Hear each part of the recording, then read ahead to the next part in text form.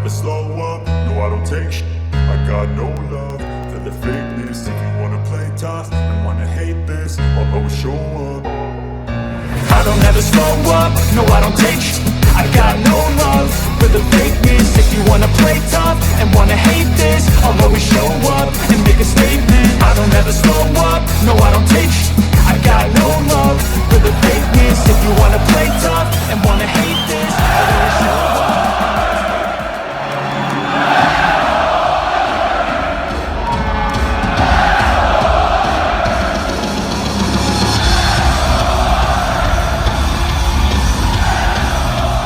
Welcome back to the channel, guys. My name is Gene Edwards. You are watching Lubed. This is my game review for the Edmonton Oilers Colorado Avalanche, game number 3 for June the 4th, 2022 at Edmonton's Rogers Place. That was a tough one, guys. That was a tough one. That was a must-win game. Now they are really facing an uphill battle, and the only down part of it is it's an Avalanche that's coming downhill towards them. I don't see them doing this. I'm going to be honest with you. I don't see them doing this. There has been only 4 teams in the history of the NHL to come back down 3-0, and that was your 42 Leafs, your 75 Islanders, your 2010 Flyers, and your 2014 Kings. So I just don't see it happening. I hope it's going to happen, but I don't. And with the injuries mounting, and now it looks like Mike Smith might have tweaked something, and Evander Kane is going to more than likely face one. I'm thinking he's going to get a 2-game suspension on his hit on Kadri, as he is going to get a hearing today. It's not looking good. I'm going to say it's a 1% chance that they come out of this series. So I'm going to say 99% chance that they will not succeed and advance on. But I'm not going to fault them for the year. If any of the Oilers happen to be watching this video, hey, I give you guys applaud and praise. I'm still supporting you guys. I still think there is that 1% chance. So I'm still going to ride on that 1% until it's officially over. But it's going to be tough for them. It's going to be really tough. And we have to just be realistic about it. But a hell of a year, man. A hell of a year. And I'm very proud of the boys, how they played. So we'll see what happens. Some of the game notes from last night. I think it took all of 9 steps for McDavid to puck in the first goal at 38 seconds. He just comes off the bench, takes 3 or 4 strides to the net, and pucks it in. The building's already in an uproar, which was awesome.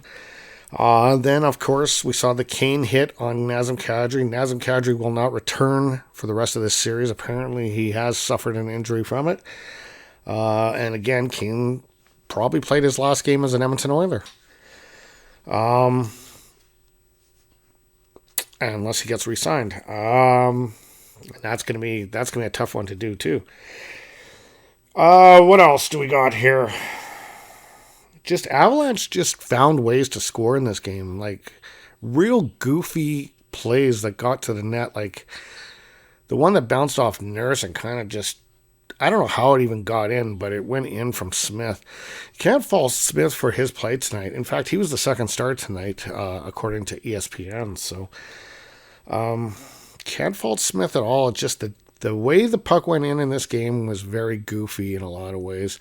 And the ones that the Oilers scored was sniping precision. And that was the McDavid and the McLeod goals.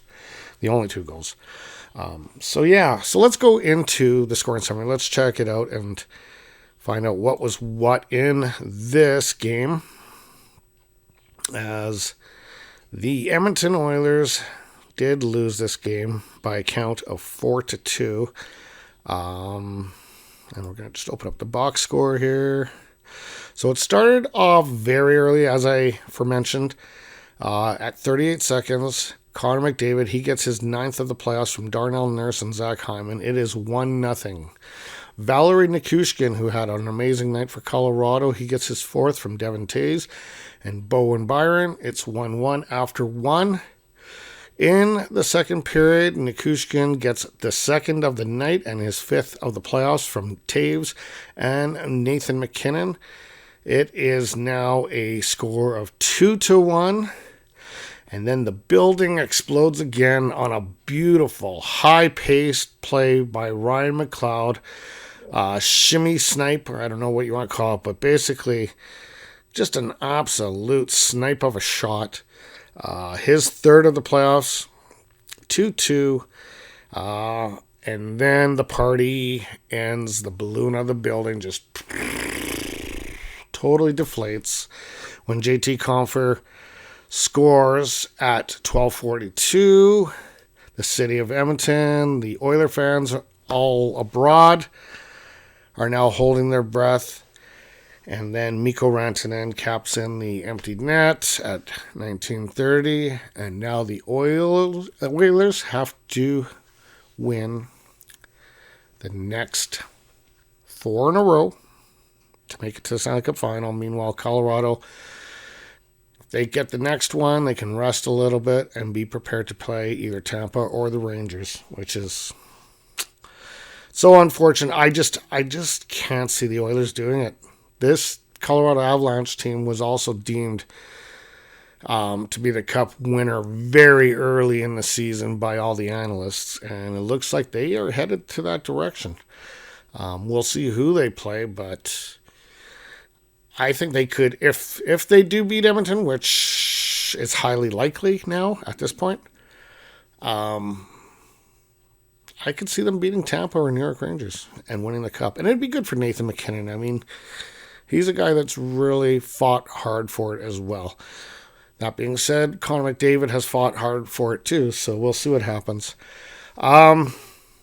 For the stars of the game here, let me just open that up. One moment. Okay. It was Nichushkin. He had 2 goals for Colorado, so he was the first star. Mike Smith, 39 saves, a .929 save percentage. So I'm not faulting Mike Smith at all for this game. The goals were kind of goofy the way they came in. Oilers were holding them to the outside, and they were still managing to get goals. So it's just one of those nights. And then Devin Taves for Colorado. He had 2 assists. The story of the stats go, Colorado, for the third straight game, out-shooting the Oilers 43-29. Edmonton out-hitting them 45-32. The Avs, once again, on the face-off dot, 58%. Power play opportunities. Colorado was definitely granted quite a few at 5. Oilers had 2. But I didn't really see anything too shady about the penalties. From what I saw, from my point of view, it didn't really matter because no one got a power play goal in this one. Blocked shots, Colorado had 13, Edmonton had 7. Takeaways, Edmonton had 11, Colorado had 6. And for giveaways, it was the Oilers giving the puck away 15 times to Colorado's 8. So that's probably a factor there. And then if you're giving it up to a guy named MacKinnon, you're asking for trouble. You really are asking for trouble. So there you have it. The Edmonton Oilers are now clinging on, hanging on by a string. We'll see what happens here.